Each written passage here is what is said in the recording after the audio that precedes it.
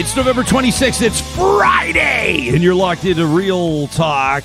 Sarah Hoyle's looking to be eyes wide. What is shaken? Audio levels have changed, and your headphones just said "Good morning" in a way that we people don't know that as we're getting ready for the shows here, and we'll typically have some pretty chill tunes going on, and we're all keeping it quiet. And there's actually not a lot of talking. Everybody has their headphones on. Sometimes someone's pulling clips or getting some audio ready, and it's just really. And then about 2 minutes before we go, the lights go up, and that's kind of the first rude awakening.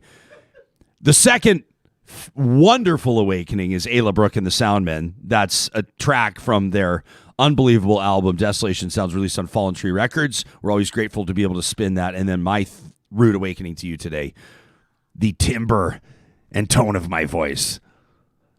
Everybody, this show is presented by the team at Bitcoin Well. My friend Graham pays a lot of attention. Graham Duty, by the way, not just my friend, my personal trainer. Boy, does he have his work cut out for him. Check him out online at grahamduty.com. Graham's talking to me the other day, and he's got a lot of theories and opinions, does a lot of reading, schools himself a lot on Bitcoin and trends and all that kind of stuff. And he goes, hey, have you talked to the team at Bitcoin Well about the ups and the downs and maybe what's coming up over the next little bit? And I was like, no, not yet, but I will, because when I have a serious question about where Bitcoin's going, that's where I go. To Bitcoin Well, to the sponsors tab on our website at ryanjesperson.com. Real Talk starts right now. Here's Ryan Jesperson. We've got a great show in store. It's Friday, which means we've got our traditional Real Talk Roundtable and kind of back-to-back roundtables today. You may have seen reporting yesterday across the country, job vacancies soar beyond 1 million in a tightening labor market, and it's especially relevant in BC and Quebec. We're going to talk to Jessica Culo from Specialized Recruiting Group. They work with more than 500 companies to place people into jobs, whether it's temporary work, contract work, permanent stuff, direct hire placement, search services, headhunters. That's what Jessica does. And then Mikal Skuterud, I saw him, the economist out of the University of Waterloo, tweeting about coming on the show. We're excited to talk to him. He does a lot of work digging into labor markets and coming up with a better understanding of what's going on there. This may have something to do, I mean, obviously, I think has a little bit to do with the pandemic, maybe a lot. We'll figure out to what degree, but there's other trends happening in the workplace too, and maybe not directly pandemic related, but maybe as spin-offs. And so we're going to get into this. Nearly a fifth of all vacancies across the country in hospitality. That includes restaurants and hotels. You probably know this already if you've been talking to people that own or manage restaurants or hotels right now, saying, we'd love to provide better service right now. We'd love to be able to fire on all cylinders, but we can't because hiring is really difficult right now. It's good news if you're in the job market, but how do you best position yourself? We'll get into that as well. Our traditional 11 o'clock Eastern, 9 o'clock Mountain, and because I can do the math, 8 o'clock Pacific, Real Talk Roundtable coming up. And maybe it's probably makes more sense to announce the Pacific time zone because we're talking quite directly about our neighbors and our fellow Canadians in British Columbia right now. Do we rebuild or do we stop reconstruction? I mean, what's the plan when it comes to the intelligent response? I'm not talking immediate. We're not talking rescue operations. We're not talking about the here and now, right now. You know, is this atmospheric river? They're expecting this next one, maybe one after that. Arno Kopetsky yesterday, amazing on the show. If you missed that, The Environmentalist Dilemma, his new book, talking to us about some of the more esoteric, kind of more theoretical approaches to how we should move on from this, and almost a call to action on each one of us personally. I loved that conversation yesterday. This one, bigger picture, with Glenn McGillivray from the Institute for Catastrophic Loss Reduction out of York University. What a get. Robin Edger, formerly at the Pembina Institute, now National Director of Climate Change at the Insurance Bureau of Canada. What an interesting job. I mean, with tens of billions of dollars at stake there. And then Joe Wrobel's going to join us. Joe's served on the board, BC Road Builders, Heavy Construction Association, BC Construction Safety Law. I mean, this guy's done a ton. The chair of the Canadian Construction Association. Oh, yeah. And he and his colleagues built parts of the Coquihalla Highway, which obviously requires a lot of attention right now. So that's going to be a great roundtable coming up in about a half an hour's time. I want to get to an email before we get to our conversation about labor. This one arrived in our inbox this week from Russ. And if you've been tuned into the show this week, you know that we've been celebrating our 1-year anniversary, our first birthday as a show. And the incredible audience, this community that we've built, the conversation we've hosted, and where we intend to go in year 2. We're super excited about that. So Russ reaches out and he says, I wanted to send a congratulatory note. It sounds like you've got a ton of them, and I'm glad to hear it. He says, I had a unique path to becoming a real talker. And I go, okay. He says, I am a news junkie, but I've never been one to get my information from the radio. So I had no idea who you were, Ryan. And I had heard, about your story and all these things. And I had heard of a new venture, but to be honest, I hadn't checked it out. And suddenly I had to. I actually had to monitor you, Ryan. And he says, and I know it sounds creepy, but I'm the senior account manager for Nikon Canada. And he says, and I'm working out of my home office right now here in Edmonton. And in the spring, McBain Camera approached me about running ads on Real Talk. And he said, so I knew you weren't traditional media, and I knew that your ad reads are, you kind of read them as you see them. You call them as you see them. You personalize them. These are your endorsements. And he says, I'm used to approving scripts. And he says, but Nikon's cool to try new things with our advertising and growing our base, and the landscape continues to change. But he said, I had to do some quality control, like is Nikon getting our money's worth? And he says, and all of a sudden, I'm sucked in. He says, I love the dialogue. I love the hard-hitting questions, the variety of topics. My job changed like it did for many other people during COVID, but as much as, my industry changes as a whole, so I'm looking at potentially spending more time kind of desk-bound and fewer time actually mingling with people. Russ, I feel your pain, man. He says, I've lost a bit of that community in my day-to-day, and my role has expanded now to managing all of Western Canada. Attaboy.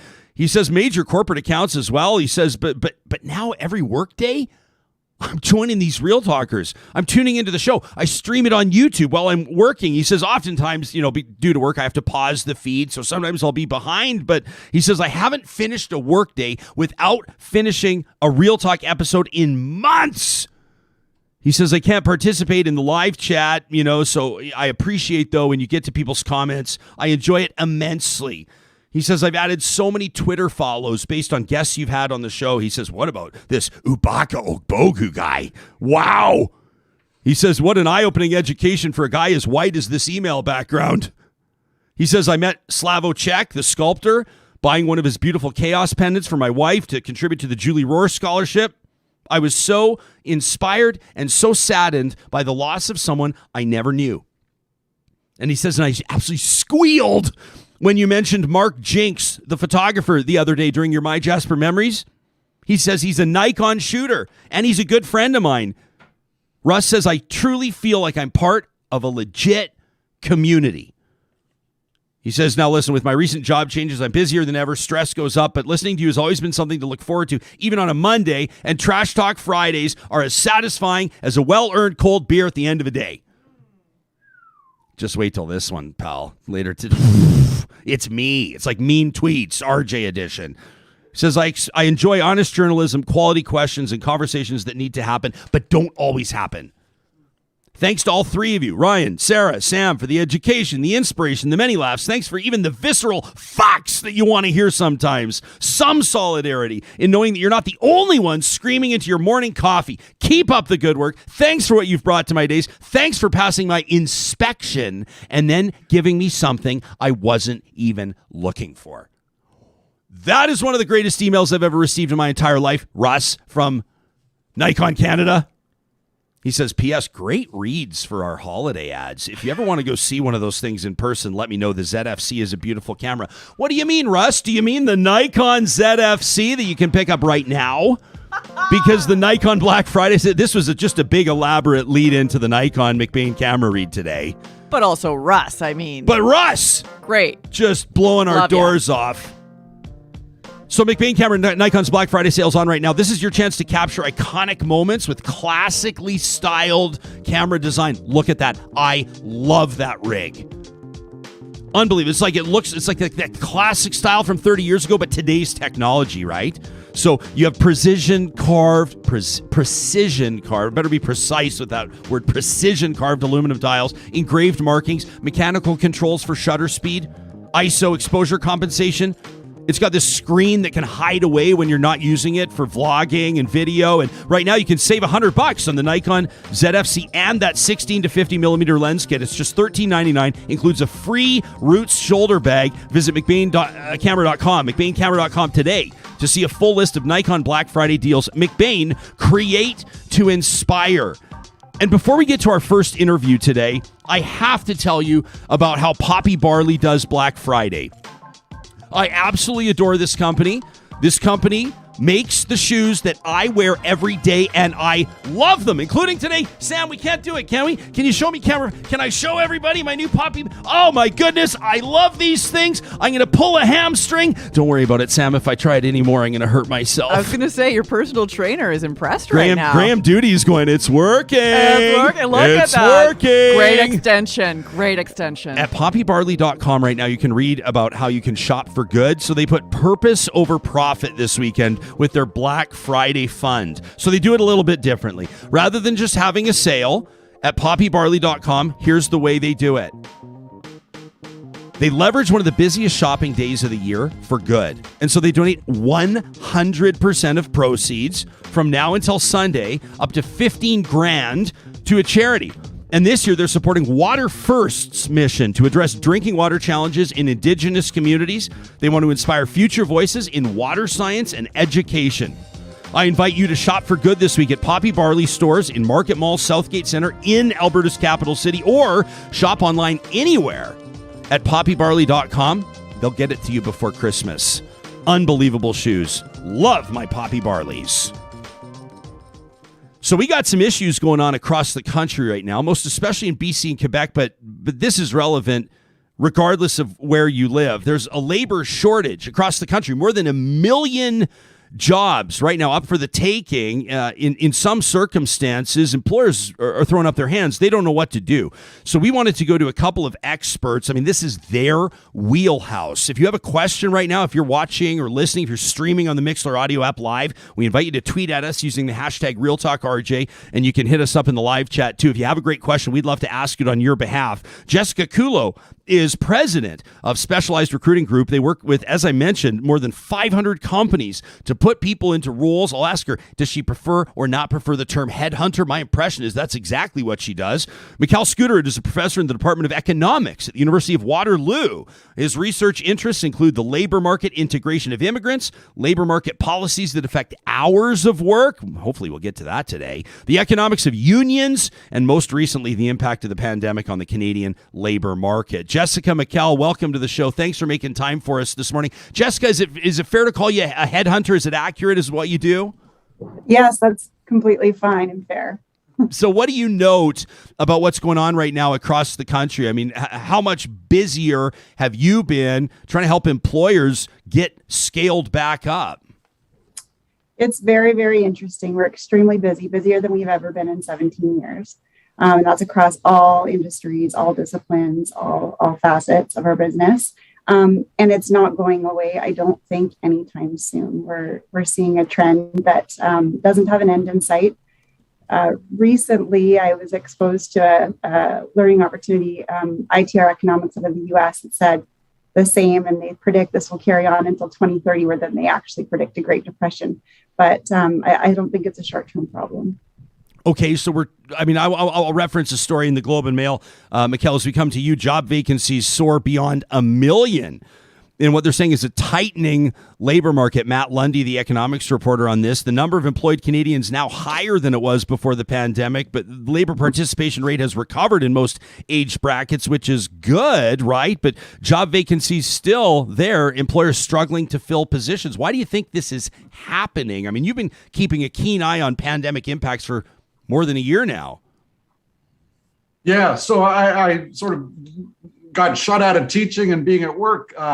So I needed something to entertain myself during the pandemic. And so I've really been following it throughout the crisis. And we've sort of turned the corner for sure and are at a different point in the economic recovery, where now what seems to have happened is a lot of those workers that were displaced in the initial shutdowns have moved on to other things. And so what we're seeing now is what often happens in an economic crisis is you get structural changes in the economy. you get reallocation of where the jobs are. We knew that was going to happen. I mean, economists were predicting that quite early in the pandemic, but this is sort of what's playing out. It's kind of like a game of musical chairs, and there are, free chairs opening up in some places, and workers or players in the game somewhere else, and it's just a reshuffling. And that's going to take time. But I think Jess is right. I think she's absolutely right that this is part of a longer term trend. And Jess, I don't want it to just fly under the radar that you said that there's predictions that we could see a depression in about 9 years from now. That's something we should certainly talk about before we're done our conversation here today. But can both of you, Jess, we'll come back to you first. Maybe both you can try to help me understand this. So Canada's labor market, they say, it's rebounding and there's more people working now than before, and participation in different age brackets is encouraging and higher than we would have anticipated, yet there's still 1 million unfilled positions. So what's going on here? There's a bunch of factors. I think the most prevalent is just this gap in skills, especially for entry-level positions, but also a misalignment in expectations between employers and job seekers or employees. There's definitely, I can always see both sides of it. There's components of experience where employers will want specific industry or direct industry experience no matter what, direct software experience no matter what. There's differences in expectations when it comes to things like compensation and benefits, flexibility, remote, not remote. There's a lot of different factors that all come into play, and it's an education piece, it's a communication piece, and there's a lot for employers to consider. Definitely. Yeah, we've got a really interesting comment here in our live chat from Wally. Mikal, I wonder if you maybe want to take this one first. Wally says, there's not a labor shortage. There's a shortage of jobs that actually put food on your table and treat you well, that keep you inspired, and that make you want to wake up in the morning. I see both of you nodding. Mikal, you want to go first on that one? Well, I think that's right. Whether you want to call it, my preference is not to call it a labor shortage, but just a tightening of labor markets. And that's a healthy thing. There's lots to be said. So there's the chart that I made yesterday. So I've been following this measure of the number of job vacancies per job seeker. And, a tight labor market's good because it encourages that reallocation. Part of what happens is that there are scarcities for workers in some sectors. And the way those scarcities are dealt with in a capitalist society with competitive labor markets is that businesses that need to hire workers need to compete for those scarce workers. And the way they do that is through the price. So they bid up prices, which are the wages that workers are paid, but also the working conditions, how attractive these jobs are, whether they can offer flex time or working from home and so on. And so you're going to get this bidding up, which attracts workers away from some sectors where the jobs may be less attractive towards where the new jobs are, where the growth is. And that's very much a very positive, healthy part of an economy. So labor shortage has these negative connotations. I think what we're seeing is actually has it encourages a lot of innovation too. It forces employers to be very productive, to make sure that they're using their workers efficiently, right? And to invest in new technologies that maybe complement the workers that they can hire. There's lots of positive coming out of this. But I should mention Alberta is definitely an outlier here. So I'm guessing most of your listeners are from Alberta. A good number. It isn't following the same pattern. Okay, well, let's talk about Alberta. So Alberta for sure. And these numbers I was producing yesterday, I also produced those by province. Alberta, the basic number, which I think is pretty easy to digest, is nationally, what we've got is almost one job per job seeker. In BC and in Quebec, it's the highest. In Quebec, there's almost 1.5 jobs per job seeker. In Alberta, it's half a job per job seeker, half, compared to Quebec of 1.5. So Alberta, it doesn't have quite the tight labor markets that we're seeing in many other parts of the country. Okay, so does this mean, Jessica, when you hear that, you're working out of Alberta, right? I mean, does this mean that job seekers in in Edmonton or Calgary or Fort McMurray or Red Deer, Grand Prairie, Lethbridge, wherever they are, do they have less leverage? I mean, do you encourage people to look to other jurisdictions? BC, maybe a little bit more friendly for people looking to really nail down a contract that's employee friendly, so to speak. I mean, what does your counsel look like on the job seeking side? We don't see that difference it's not too prevalent. Everything you were saying there, though, about how employers need to come back better we're definitely seeing that. It's very competitive. You need to come back as an employer with all of these things in mind. You need to come back with better environments, better programs, better support, better compensation, better benefits. So we're seeing it's very, very competitive. And we're encouraging our clients to really make their decisions based on data as well.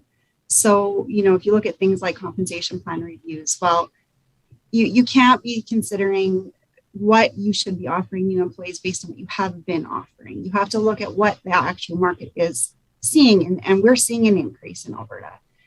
Same with benefits. What do your people want? Not what have you always done? What do they want for an environment? So I would say it is very competitive. Edmonton, Calgary, we don't work so much in the rural communities, so I can't speak to that. But in Edmonton and the major cities, we definitely are seeing it. And Jessica, do you work both sides of the equation? Like, do you have job seekers and employers that are both coming to you at Express Employment Professionals?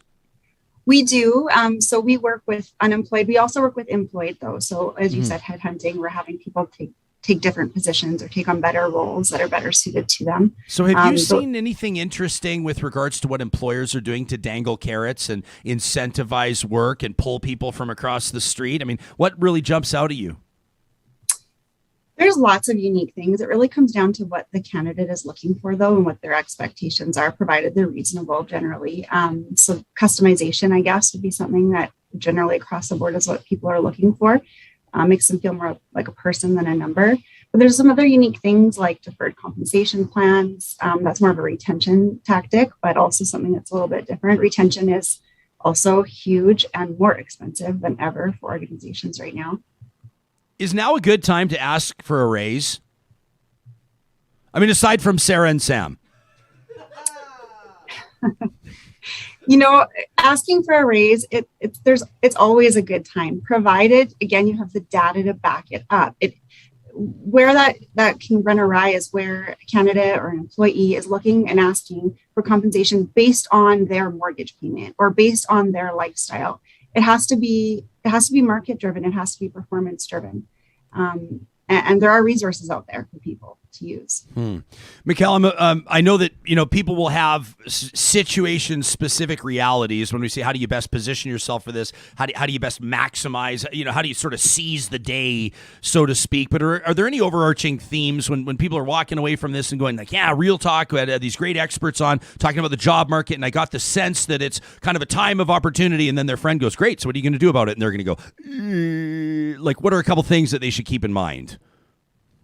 So just talked about information. I think that's hugely important. We're in a world of incredible amounts of information. And I think labor market information has definitely improved in Canada. We've invested a lot more in it to understand where the jobs are, where the wages and what sectors of the economy wages are rising. And so I think at this point, we talked earlier about that it is true that joblessness levels are still quite high. I mean, that's the unusual situation that we're in, that we have relatively high unemployment still. If you look broader definitions of joblessness, even higher. And the biggest problem that I'm most concerned about is the share of our jobless workers now that have been jobless for very long periods of time, for more than a year. More than half of Canada's jobless have been jobless for more than a year. So those folks getting back into the labor market is tough. So what I would say is increasingly we need to be talking about, I mean, this is where somebody like you and your show, Ryan, you have a lot of influence, is talking about, where those opportunities are, where the growth is, because it's definitely there. So I have kids that are thinking about careers and going to university soon. And what I tell them is like digital skills are just incredibly important and are getting more and more important. So things like that, and investing in those skills is really important at this time. Okay, before we go, Jessica, our eyebrows raised when you said, everybody's maybe expecting a depression, not even a recession. You said depression, around 2030. I don't know if you want to throw a dart and nail it down that tight, but I'd love for both of you to comment on that before we go, or otherwise I feel like the audience may be undersatiated. So, Jessica, what are you keeping an eye on as best you can? I mean, we're talking a decade from now, but what might be some of the factors? What might be some of the theory behind it? And is there anything people can do aside from squirreling away some cash and preparing themselves that way? And I don't mean literal cash, but where should our heads be at on that? It's not my prediction. It is something that I was told. But I do know our industry, anyhow, is a leading indicator. So if there are any recessions or depressions that are coming, we do see it first. We book about an 18-month lead time typically, or we start to see uncertainty and hiring slowing down and then layoffs. We are not seeing that now. So I'm not certain that it will actually be a reality. And again, it's an American prediction. But we're keeping an eye on things.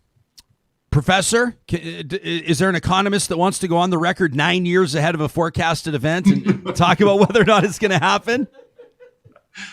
I do not do predictions because I don't like being wrong. Sure. No, I mean, there's no economist can predict that anywhere in the world. No Nobel laureate has that kind of wisdom. There is some concern, of course, and the big concern right now, if there is one, is inflation pressures that will look like they will eventually force the central bank, the Fed in the U.S. and the Bank of Canada to raise interest rates. That will put a damper on some of this recruitment. Corporate investments are going to be affected. So I think there is some reason certainly for concern, but talking about depressions 10 years from now, I think 10 years from now, 10 years ago, most people weren't on social media. I don't think Tesla was a thing yet.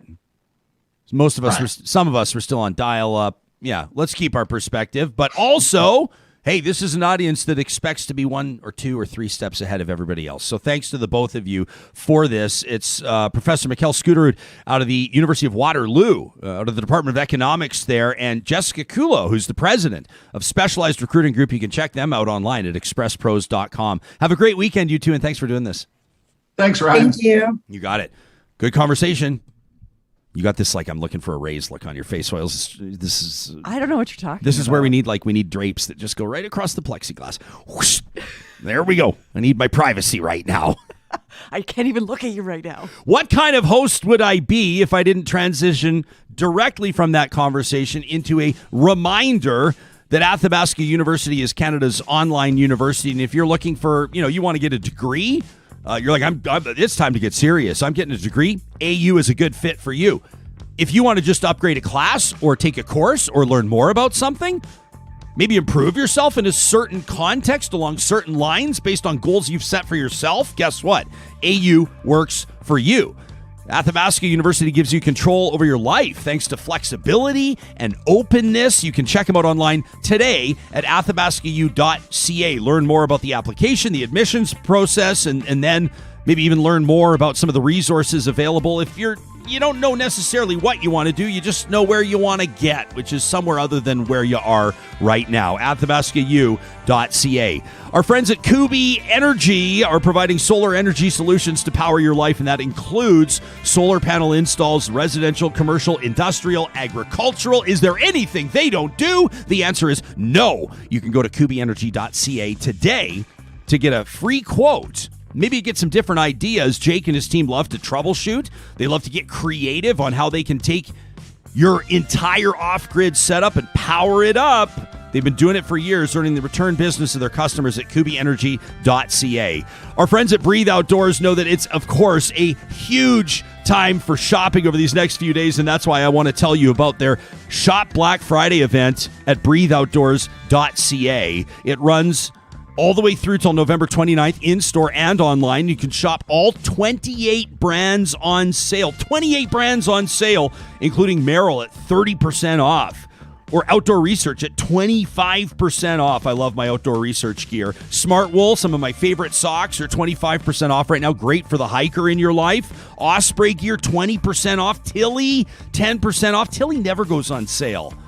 You know, I still wear my grandpa's Tilly hat when I go fishing. Oh, yeah. That is adorable. They say with the Tilly hat, they say, you know if you have one, it says up inside, it says leave it in your will. And Grandpa didn't officially leave it in his will. I just swiped it. Yoink. I was like, that Tilly hat is coming with me. And I wear Grandpa's Tilly hat every time I go fishing. 10% off right now at breatheoutdoors.ca. Of course, we're paying attention to British Columbia. How can we not?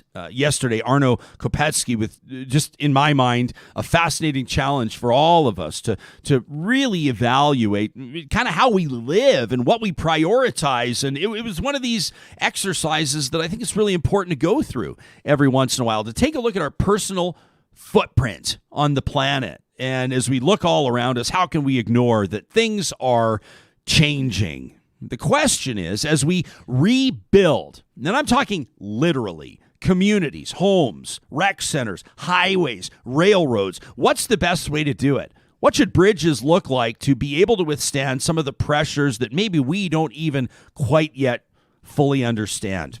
We wanted to go to sources on this that know exactly what they're talking about. Sarah Hoyles has delivered on this one. Glenn McGillivray is Managing Director of the Institute for Catastrophic Loss Reduction, a professor in the graduate program at York University's Emergency and Disaster Management Program. Robin Edger is the National Director of Climate Change at the Insurance Bureau of Canada, formerly at Pembina Institute. And Joe Wrobel, for more than 30 years, has been in the construction industry. He's president and GM of the JPW group of companies, including JPW Road and Bridge. And he was the chair of the Canadian Construction Association for the most recent term. Glenn, Robin, Joe, thanks so much for making time for us. Joe, I want to start with you. I heard a rumor. You're one of those. You actually got your hands and your boots dirty building the Coquihalla. You're one of the guys. Your crews was help building the Coquihalla. Where's your head at right now, taking a look at the destruction on that highway and others? Well, yes, I was involved in the design and construction phase of that, and through some of the areas that have now failed was some of the particular spots where I basically walked every inch of that. I guess when I look at it, my first thing is I'm certainly feel some sorrow for those in all of everything that's happened that are deeply affected by this disaster. But I'm relieved in some ways that there wasn't more people personally affected. In other words, there was no major people trapped or caught or swept off the roads or went into the river in any parts of the Coquihalla. So that part for sure. And then the next thing is when you look at it and you say when we constructed that one, the construction phase and the design was from 1976. It was opened in 1986. It was state of the art. It was an engineering marvel, and things have changed. So do we have engineers right now? I mean, no, hang on. They always say, don't ask a question you already know the answer to. And I know you're going to say there are skilled and talented engineers across this country. And I know that to be true because I've hosted awards galas for engineers and I'm always amazed at what they can do. But let me ask, Joe, is it too soon to look back and say we recognize why some of these failures occurred and we know currently how to address that moving forward? Or is there still some fact finding to do?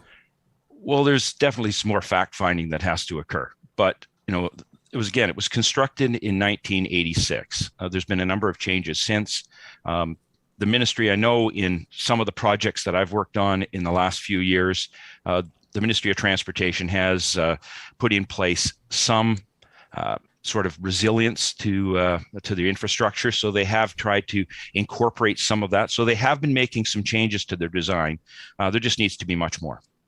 Glenn, you're the adjunct professor in the graduate program at York University's Emergency and Disaster Management Program. This is the type of thing that'll get written right into your curriculum, right? Well, there's no question about it. I mean, this is a biggie. I think, unfortunately, Canada's kind of graduated into the big times with this event. We see some really big events coming out of places like the United States. And, we had the Fort McMurray fire, which was quite big.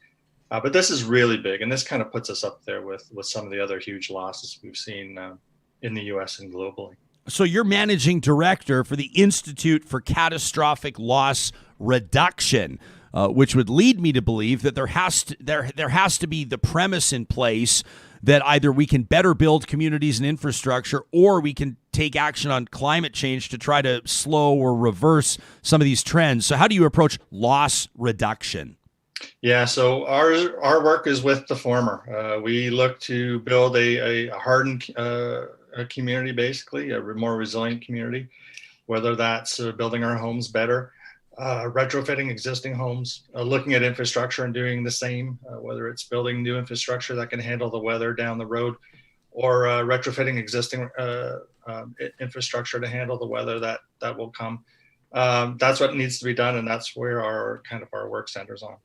Robin, stay with me while I get the question out, because I think you're going to know what I mean here. But when Sarah's briefing me on this roundtable coming up, and she says, it's really cool with Robin. She says, formerly at the Pembina Institute, now with the Insurance Bureau of Canada. And I'm going, interesting. Like, I don't know. I don't know if the Pembina Institute and the Insurance Bureau of Canada are mingling at the cocktail party. Do you know what I mean? So I do. So you've got a very fascinating professional background. How does that impact or influence how you view events like what we're seeing in BC? I think it's funny because, of course, yeah, you're right. Insurers are not known to be going to the same parties as David Suzuki, but there is no area of the financial sector that is as impacted by the physical climate impacts of climate change as the insurance sector. Like I'm 41. The first 3 quarters of my life, insurers paid out on average about $422 million per year in insurable damages due to severe weather losses.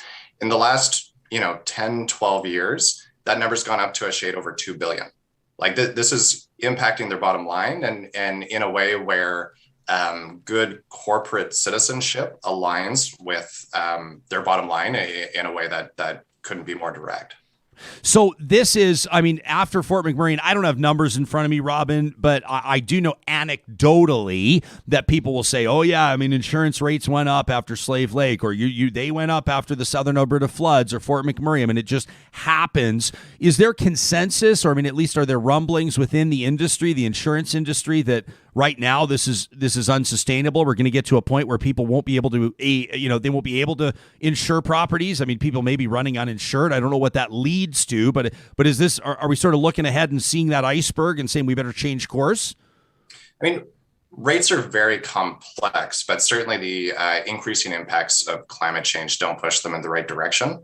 I think the main focus is on, frankly, the same areas that I know Glenn focuses on very strongly, which is that we have to start mitigating this risk. Like we don't have a culture of preparedness in this country. We never have.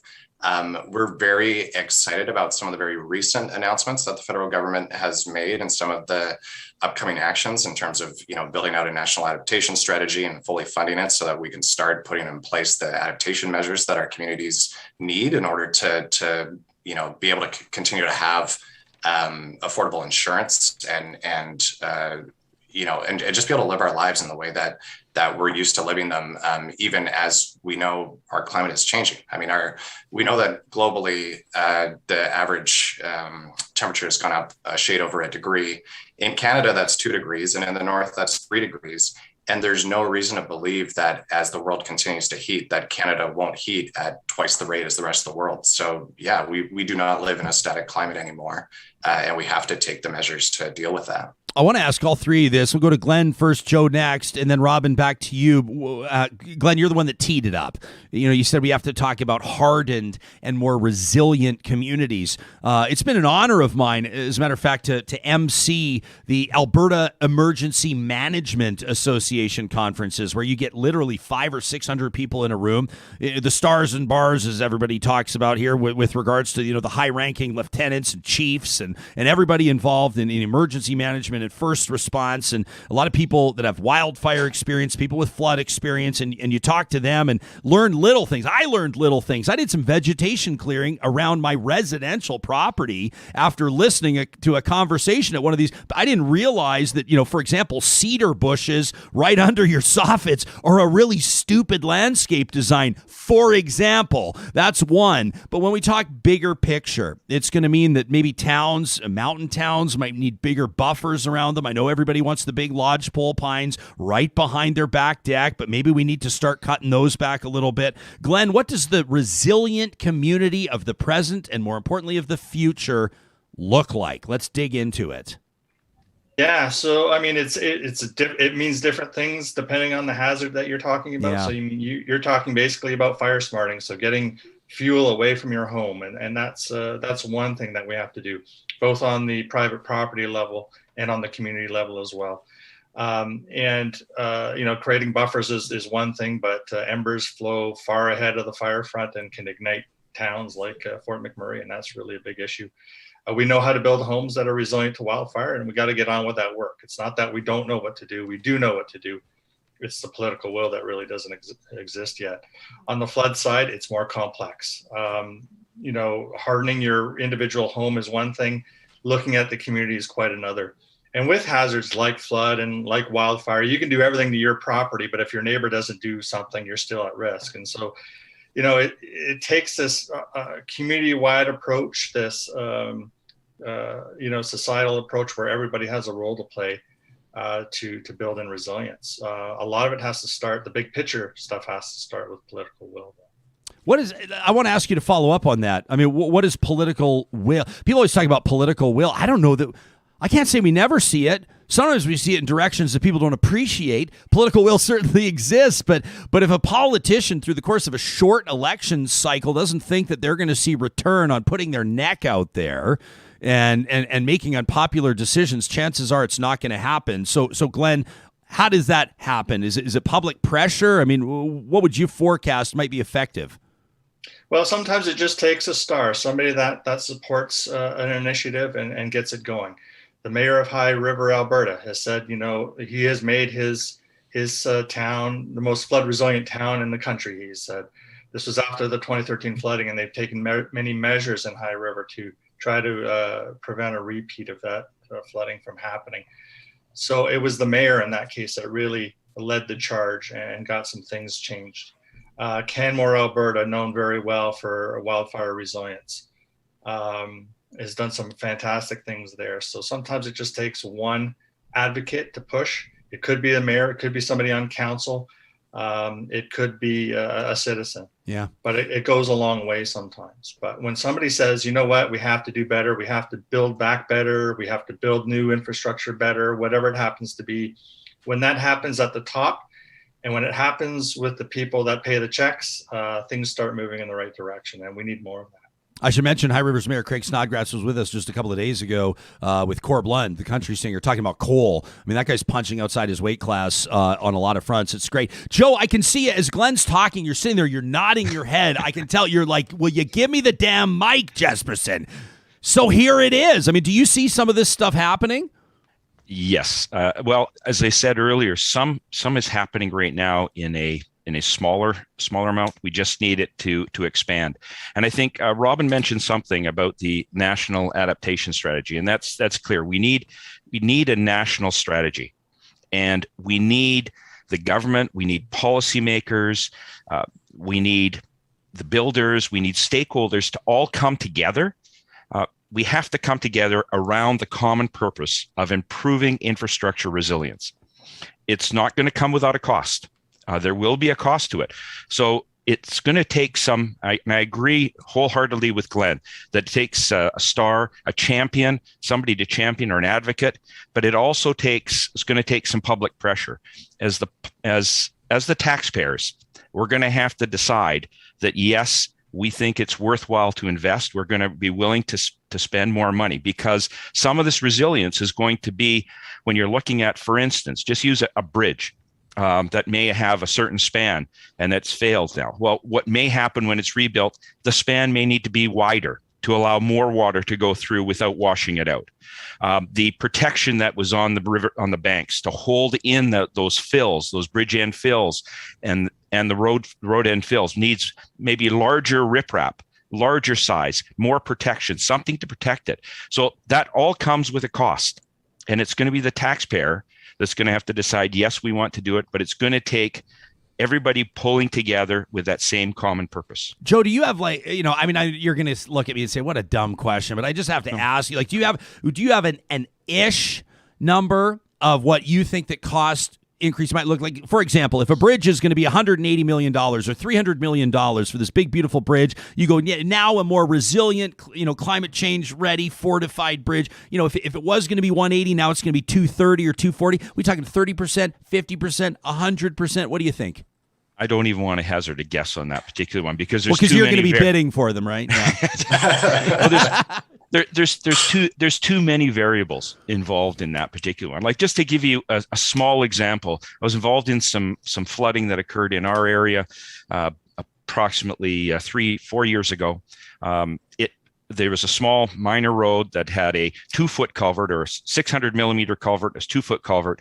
When we restored it, the driving surface, we upped it to a 1 meter culvert, or say a 3-foot culvert. After some design work that was done by the Ministry of Environment got together and said, look, for some adaptation and some resilience, we're going to change that. We went in, we took it out, and we replaced it with a 2 meter pipe arch. So we went much larger just because of the changes that had occurred. So as I said, it's not necessary. So you had something that was existing, and we went from 600 millimeters up to 2 meters. That's huge in difference. So I don't know what the number is going to be, and there's so many different factors involved. So I can't even hazard a guess on that particular one. I feel like maybe now's the time, though, to have the conversation. We have such short memories as humans. You know what I mean, Joe? Absolutely. I was listening to one interview just a few days ago, and someone mentioned, and I agree with them, that we probably have a 6-month to maybe 12-month window, which everyone has attention. This issue is front and foremost in front of everybody's mind. So this is a time when we need to take some action. And this is something, when I was chair of the Canadian Construction Association, we commissioned a study, and we issued a report on March 25th of this year, entitled Strength, Resilience, and Sustainability. And it's the construction sector's recommendations on adapting to climate change. And really, there's a number of recommendations in it, but really the first and foremost one is that, as I mentioned earlier, is we need to come together, and we need to align. Procurement and design must be aligned. We must look for and allow innovation to occur as well. There's a lot of intelligent, smart, innovative individuals and companies in this country that will come up with solutions. We just need to give them the opportunity to do it. When we come back from this very quick break, fellas, you have 60 seconds to top up your coffee if you want it. I'm going to ask Robin Edger from the Insurance Bureau of Canada whether or not people that are rebuilding are required to build back in place, or whether it even makes sense for us to rebuild some of these communities. Maybe Lytton. I mean, would half of South Calgary been rebuilt if we were having these conversations back in 2013, 2014? I'll tell you who's not going to put cedar bushes right under your soffits and fascia. It's Mike at Eden Landscaping, because with more than 20 years experience, Mike has seen it all.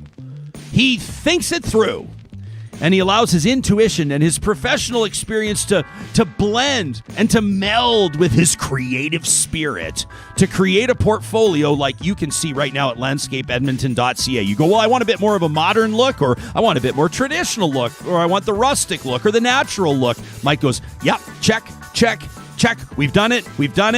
He can put you in touch with people if you want, sort of the customer testimonial type of thing. They got it right on their website, landscapeedmonton.ca. Now's a great time to open the door to that conversation so you can hit the ground running in spring. Our friends at Park Power want to remind you that, in the spirit of frugality, in the spirit of keeping more money in your jeans, as they say, the wholesale Alberta electricity price over the last while has been really volatile. It's actually been relatively expensive this year. You probably know, right? If you've been on the variable rate or the regulated rate option, you'll notice your power bills may have been higher over the past number of months. Well, it's a great opportunity to consider protecting yourself by switching to a fixed rate offering.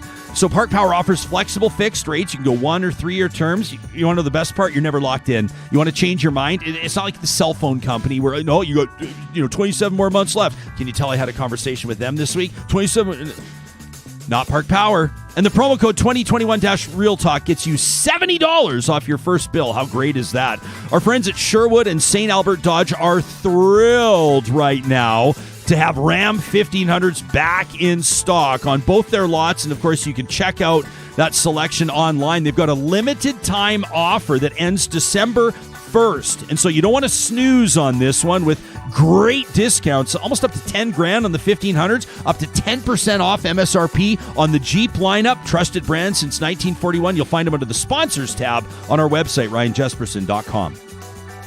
Robin Edger hanging out with Joe Wrobel, Glenn McGillivray, three great perspectives as we evaluate what's going on in BC and how the country, in particular right now, that province, but bigger picture, how we should fortify communities, how we should rebuild after natural disasters. Robin, it prompts the question, as many people obviously ask, should we be building in some of these spots? I mean, more Canadians know now than they did 2 weeks ago that the Abbotsford area, we drained a lake about 100 years ago to make way for agricultural land, and well, it appears as though Mother Nature has something to say about that. We've seen floodplains prove to be problematic. We see communities in boreal forests run major risks.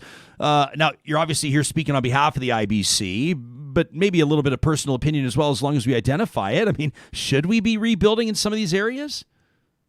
You know, it's going to be really context specific, and it's going to be very dependent on the actions that government and society are willing to take to mitigate the risk in these areas. There are areas of the country, we estimate about 6 to 10%, where under the current conditions, the homes are not insurable. I think going forward, that means that you have, you know, at the highest level, you've got two choices. Either you put the adaptation resilience measures in place to make those homes insurable, to ensure that homes aren't subject to repeated flooding or repeated wildfires, or you have to look at managed retreat. And you know, in different countries around the world, they've taken different approaches. And again, it's very context specific. But you know, certainly we saw in Washington State over the last 5 or 6 years, 700 homes were removed from an area just because they were repeatedly being flooded. And the feeling was that the costs of making those homes sort of livable and safe far exceeded the cost of managed retreat. So yeah, it's really going to be dependent on the context. Robin, I know you're going to say, well, Jesperson, it obviously depends on a person's policy and every policy is different. You can't ask me a question like this. It's totally unfair. That in mind, let me ask you this question. If somebody has had, and I don't want to sort of be, we're all laughing and I caused that, and then I ask you a very serious question, but let's say somebody right now is going, you know, my $750,000 house and my $15,000 side-by-side, my $70,000 pickup and all of our belongings and everything is a total loss. The flood carried away our Quonset and everything's demolished, and they're looking at $1 million claim. And right now they go, we're not quite sure we want to rebuild here after what we just saw. And we think we might actually move to Moncton with our $1 million. You know, based on the policy, obviously there may be caveats in place, but is that an option for people? You know, I won't repeat the caveat that you just mentioned, but certainly traditionally, that was not the case. That it used to be that you had to build in place, and that has changed relatively recently. Where, it is relatively common now, where in your policy it is possible to receive actual cash value for your home, so that you don't have to build in place, and it's to incentivize the sort of behavior that you just described. Glenn, does that need to be part of the conversation on basically loss reduction, catastrophic loss reduction? Do we have to have a national or provincial or municipal conversation about where we will or will not rebuild? There's no question about it. I mean, what we build, how we build it, and where we build it are absolutely key. And, you know, as far as the conversation of should we talk about moving people, I've commented on this in the media many times over the last few years with flooding in Ottawa area, New Brunswick once again, places like that. We do have to have that discussion for very high risk people. In the United States, buyouts are very common. They've had 17 or 18,000 examples of communities that were bought out and moved because of flood risk. We have some examples of ad hoc projects we've done in Canada, but not enough of them. So we have to talk about this, and we have to talk about mandatory buyouts as well. Voluntary buyouts don't work. We tried it in Southern Alberta after 2013, and it was an abject failure. We've had mandatory buyouts in the Toronto area after Hurricane Hazel in 1954. and they were a great success. So kind of two things are key here. Making a buyout mandatory, number one, and reimbursing the homeowner for fair market value, pre-flood market value. Those two things are go together very well. What do you, Glenn, just so we understand what you're talking about, mandatory buyouts, like, hey, everybody pick up, you're moving? Yes. Wow. Something like 80 people died in the Toronto area as a result of Hurricane Hazel in 1954. The government rolled in and said, we're moving you out. They offered or gave people pre-flood market value for their home. And those communities along the Don River and other places were made into parks. And those parks flood almost every year now, but nobody gets killed and no property is damaged. There was a buyout in Sydney, Nova Scotia after the Thanksgiving Day flood of a couple of years ago. And people actually asked for it. It wasn't imposed on them. They asked for it. 18 homes were bought out and turned into green space. I mean, I guess, I'm taking a look at how we do, expansion of transit infrastructure in urban centers, and it's no different than that. I don't know why I'm acting so surprised. I mean, governments come in and tell entire crescents or entire avenues of people that they're moving, and here's what we're giving you for your house. So, I mean, it's certainly far from unprecedented. Right. But there's a public safety angle to it. Yeah. And, sometimes we have to ask the question, is it fair for Canadian taxpayers to have to pay for somebody's river view, and somebody wants to, continue to live on a river, and they get flooded every few years and the property is damaged and they get public disaster assistance, and all Canadians are paying for that. Is that a reasonable thing to do? Is that sustainable? Can we continue this? These are tough conversations. And, my heart would go out to people who are facing this dilemma, but sometimes tough love is in order. And we have to think about this for high risk individuals. We're not talking about everybody here, but for people that are in a very high risk scenario. Hey, it's a fair point. And when you put it like that, it's going to get people's attention, right? Does this deserve to be essentially a national liability to protect somebody's view? Joe, I have a question for you, a focused one, but I see you've been scribbling notes, and I'm just really curious to know what's on your pad of paper. What's jumping out at you? Well, what jumped out at me was when Glenn was talking about what we do with the high risk situations. I was going back to remembering what you said right at the start of this, Ryan, about the fires and dealing with the cedars. And there's a lot that will happen and has happened. We learn from this. I was in the wildfire area here in the North Okanagan Shuswap, and I hadn't really thought about how we would handle our evacuation. But when we got in that, we were put on notice. We set a plan in place. We're ready. I'm not prepared to leave my house. I love my property. I love where we live. It's fine. But I can tell you the next time it comes up, we are going to be much more prepared. And I see that happening. I think I've seen it happening. The disaster I dealt with, I know an individual who runs a seniors residence in Merritt, and they had to evacuate that seniors residence for the wildfire situation. They did that. They had to again evacuate it due to Merritt being evacuated, dealing with their wastewater and their water system problems that they had. They learned an awful lot from the first one. It made their move the second time, although difficult, much better, and it went much smoother than it did the first time. So, we tend to learn from this, and so there's many things that can happen and will happen on account of what this particular emergency event occurred here in British Columbia. Joe, this is the question I wanted to ask you, and we'll make this the last one. Gentlemen, We're so appreciative of your time, but I know nothing about what goes into building something as massive and impressive as the Coquihalla Highway. And as white-knuckle, nerve-wracking of an experience as it can be, it's also just an absolute marvel. And so please don't roll your eyes at the question. I would imagine that clearing space for a highway like that, through terrain like that, and we could also talk about Rogers Pass and the Crow's Nest Pass, and we could talk about a whole bunch of different highways, is hundreds of millions, if not billions of dollars. But I also recognize the theory of sunk cost. And so when we talk about where we should or should not rebuild, do we have to acknowledge that there may be routes, rail, highway, or otherwise, that don't make sense to rebuild? Should we explore the options of rebuilding in different directions or taking different paths? Or was that work already done, for example, with the Coquihalla in the 1980s? essentially it was done. I mean, that's part of what goes into all of it. I mean, when you think about living in the interior of British Columbia, we take it for granted now with the Coquihalla that from where I live in Vernon, I can get in a vehicle and in 5 hours, I can be in Vancouver using the Coquihalla highway system. Previous to that, I was a 7-hour drive. The expectation that we have as taxpayers is that is increased over the years.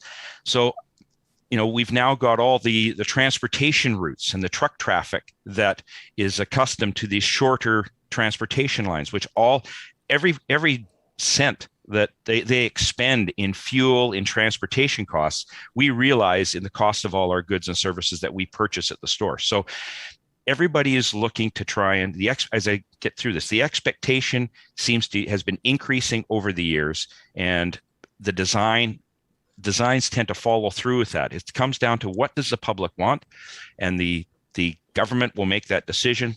They then say this, it comes up with a strategy going forward, and then set in place. The design is done, and once it's designed, then it will be constructed. So, I think the Coquihalla we realize that as a critical piece of infrastructure, and it will be rebuilt. They've said now they're going to have it open to single lane traffic in some sections for commercial traffic by the end of January. They've got a good system in place. So they've got process and systems to deal with this quickly, and they're doing it. Joe, I just want to note in closing, most people will hear this on the podcast. For people that see it on YouTube, you're wearing a moose hide on your lapel. And I just wanted to ask you about it before I thank you for your time. Sure. Well, the moose hide is it's a campaign. Basically, it's men and standing up to violence against women and girls. Appreciate that, Joe. Joe Wrobel is, he's here representing JPW Group of Companies, including JPW Road and Bridge Incorporated, past chair of the Canadian Construction Association. Glenn McGillivray, adjunct professor in the grad program at York University's Emergency and Disaster Management Program, and Robin Edger, formerly of the Pembina Institute, now National Director of Climate Change. What a cool role at the Insurance Bureau of Canada. Gentlemen, thanks for your time and expertise. You have delivered today. You're very welcome. Thanks for having me. Thanks so much. You bet. Great conversation there. Nice job, Hoyles. Nice one. I'm taking a look here in the live chat. Some random guy says, truly, the worst thing about politics is that there is no incentive for long-term vision. I totally agree. Yeah, but the option is, okay, so we have longer terms. Yeah, no thanks. That also doesn't work. Yeah, we got to find some way to do something about it. I don't have the solution. If anybody does, you let us know and we'll talk about it. Tanya says, we are failing future generations by being so narrow-minded about what we want right now and protecting the status quo. I saw Haas earlier. I don't have it in front of me. Sorry, pal, but he said something along the lines of, one of the big issues is that the 100-year climate events are now every 10 years, right? Right, Sam? I mean, you look at the 100-year flood in Calgary or the 100-year wildfire. Well, I mean, are we talking Slave Lake v. Fort McMurray, or what are we talking? Because those were, what was it, 05 and 20, what was it, 23? So we were 2050, so like less than 10 years-ish, approximately 9 years between those two fires. Off the top of my head, I might be off. But the point is, two of them within a decade, right? Yeah, it's I think there's a big misnomer in this whole 1 in 100-year event thing too, because people sort of expect it to be a schedule, to sort of happen as clockwork, whereas it's really just sort of at any given Buckle time, this is the probability of this event occurring, and it's we need to recognize that. Maybe the number of 1 in 100 years is now 1 in 50 years or 1 in 25 years. But all that really is just saying is these things are going to be more frequent and happen more likely, and quit expecting to say, okay, we had a flood, we're good for 100 years now. That's not how the system works. Yeah, Dwayne is quite right when he says major cities around the world are built, obviously, by major bodies of water, ports. They had to be for water supplies, for shipping. The thing that gets me is tell the 100-year flood news to folks in BC who are bracing for another atmospheric river and had just dealt with wildfire. Unbelievable. We're not talking it's every season. Crazy Fast Eddie says my uncle's business and home burnt down in Lytton this year. Says insurance can't come up with enough to cover what he lost. And then he wonders, how do you rebuild in Lytton when you're 74? I remember this was, I don't know how much I should talk about this. This was an insider perspective. fire departments across the province were sending trucks and personnel up to Fort McMurray to Wood Buffalo during that fire. And obviously the Fort McMurray Fire Department was like doing what it could. But, you've got entire communities. It's hard to imagine, right? You've got a street where there's 25 houses on fire. And then the whole, what's the word? The cathedral behind ablaze. I mean, it was just unbelievable. And you got these big ladder trucks, and these big trucks, they're just doing what they can. The water infrastructure, I mean, people there keeping the pumps going. I mean, it was an amazing. But you know what else was going on? Some people, allegedly, I keep having to say, we're sneaking back in to town under evacuation order to light their houses up, because the nightmare for them would be that all the other houses were burned down and theirs would survive.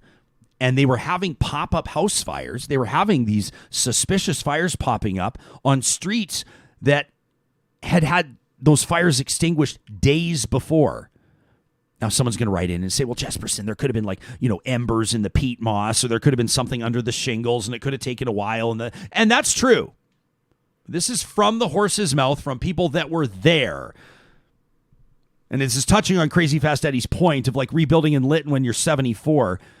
You're 70, you're 75, you're 80, and you're in the RM of Wood Buffalo, you're in Fort McMurray, and your neighborhood looks like an absolute disaster.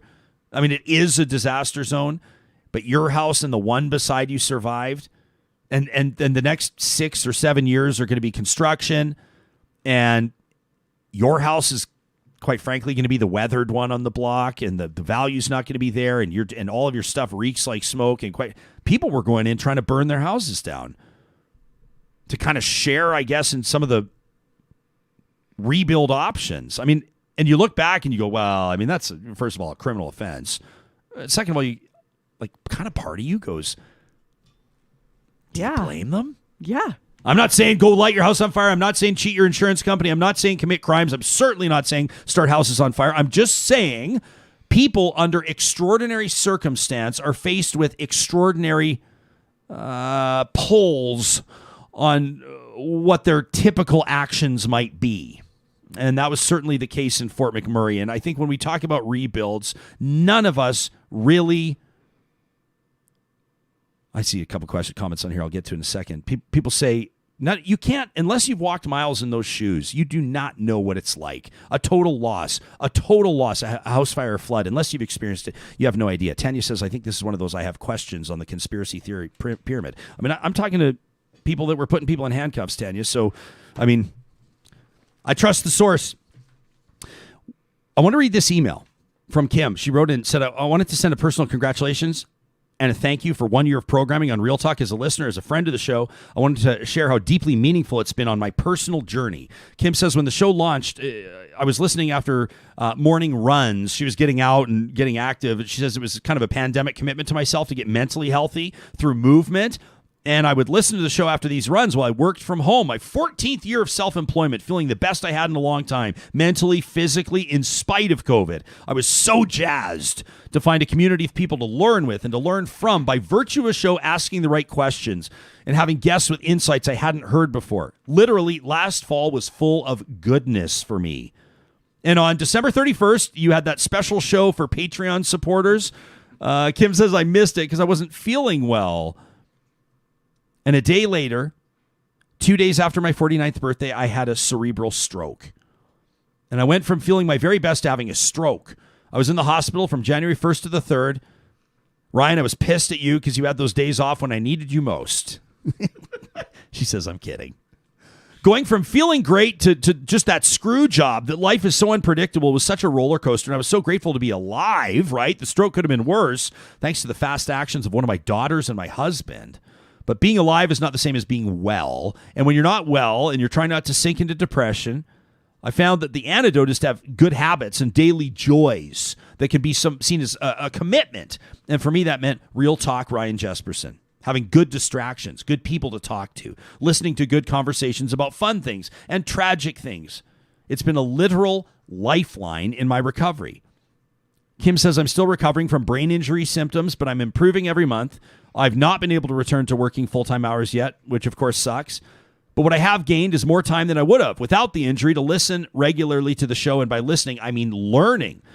Because of all that I have learned, all of it, I chose to invest time and to support this strategic campaign of a council candidate who can affect some of the change I've acknowledged in my course so needed. Look at that. She got involved. She says we need these unicorns in politics. And even though I wasn't feeling well enough as I thought I needed to, I did anyway, because it matters to have the right people at the table. And I've deeply absorbed this premise from this show.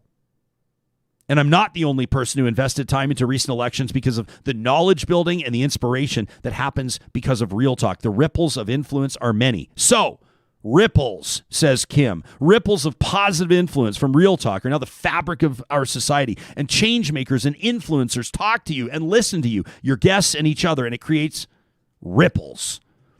So thank you from the bottom of my heart for taking your own challenging situation, turning it into something so purposeful and so fun. This is a community, not just a show. She says it's an unbelievable team. Between the three of you and your team in the background, I should acknowledge them, Josh and Katie and Tanya and Dwayne and everybody else that does an amazing job for us. The work is noticed, and I look forward to the next year ahead. Ripples, says Kim. There are many, and they matter. What a great email that is. I should note that when I throw emails on the floor, it's my way of showing respect to the email. If I were to disrespect an email, it would sound more like... Our friends at the Dairy Queens of Northwest Edmonton and Sherwood Park want you to remember that the Flamethrower Burger is the burger they've got in the spotlight. It's the star burger for the month of November. This is the one with 100% all-beef patty, that fiery flamethrower sauce, the crisp jalapeno bacon, those fresh lettuce and tomato, that combo that you've come to expect between those warm, toasted Dairy Queen buns. Are you getting hungry yet? Well, just wait till I tell you about the blizzards. Like the big Oreo blizzard that, in my mind, is in the top three. I mean, I'm a big Smarties blizzard guy, too, but there's nothing like a flamethrower burger and a blizzard to chill your mouth back down at the Dairy Queens of Palisades, Nemeo, Newcastle, Westmount, and Baseline Road. If you're going, okay, yeah, I mean, Dairy Queen's going to hook me up for lunch, but what are you going to do about my Christmas dinner? Hey, what about the holiday gathering that I, quite frankly, just don't feel like cooking for? Well, my friends, Friesen Brothers is here for you. They've got a team of Red Seal chefs. They've got ready-to-go Christmas options, and I really today want to celebrate their It's Christmas and No Family Should Go Hungry campaign to support local food banks. Friesen Brothers has been family-owned for more than 65 years, and they get what community means. You can check out that initiative online. We encourage you to support it in whichever way you possibly can, and you can find details on their website, friesen.com, about their pre-made holiday meals. You throw them in the oven, you heat them up, all the work is done. Friesen Brothers is Alberta-grown and Alberta-owned.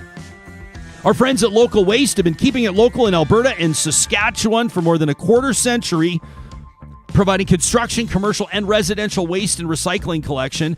We've got this local waste bin a few blocks away from my house. I was telling you, they're just doing this beautiful exterior renovation of this place, but obviously it means a lot of construction waste. You got to trust the company that's managing that service for you, right? You don't want the neighbors to be ticked off. You need the contractors to have the resources they need. Local Waste is locally and family owned, so when you call them if there's an issue, they pick up. Real live humans do. You can call them by their first names, like Mikkel and Lauren and Chris, and they'd love to talk to you. If you'd like to request a quote, you can do so for free right now at localwaste.ca.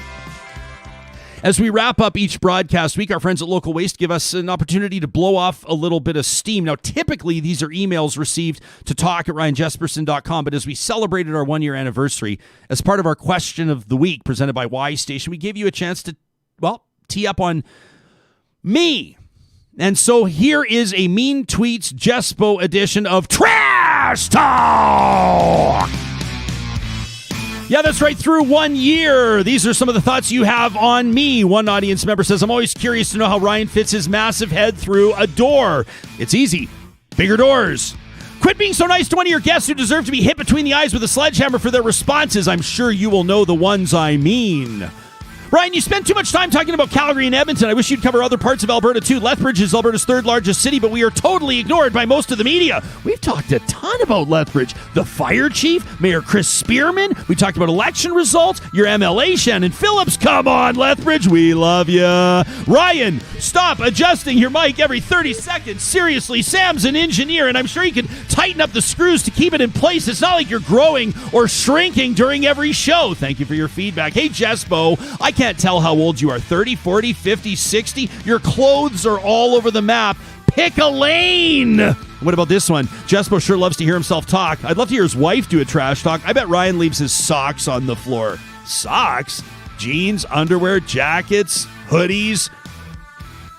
Ryan, stop fucking yelling during the ads. I'm trying to listen at work under the radar of my employer, and everything's going well until you start shouting out like Freezin' Brothers Cinnamon Buns or get to the Dairy Queens of Northwest Edmonton, and I get busted every time.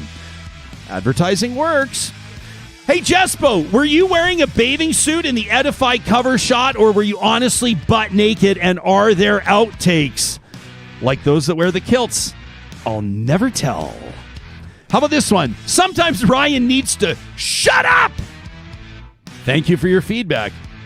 Hey, Ryan, please stop being so obsessed with beer. There are other really great things to drink, not including, I mean, there's like the great, Merlots and Pinot Noirs and Chardonnays you talk about, but what about coffee options too? I mean, has Real Talk ever tackled the debate about who makes the best roasted coffee in the region, for example? Anyway, don't be afraid of other options, Ryan. Live a little. Just yesterday, I signed a contract. Real Talk has an official coffee sponsor. We'll be revealing it next week. Hey, Ryan, you want some trash talk? Well, then what's with reading just 4 or 5 emails for trash talk? Well, you know what? Your guys get tired from reading people's opinions? Trash talk can be a whole show itself. And also, what's up with the bad strip bar DJ voice you use when reading trash talk? I've been waiting for you to say welcome Candy to the stage. This is more of a strip club voice. Don't forget to tip your server. This one from Michael, who says, you want trash talk? All right, here it is, hard and fast. Celebrating International Men's Day? Barf. Like, what is this, 1950? When is Real Talk going to promote Straight Pride Week and White History Month?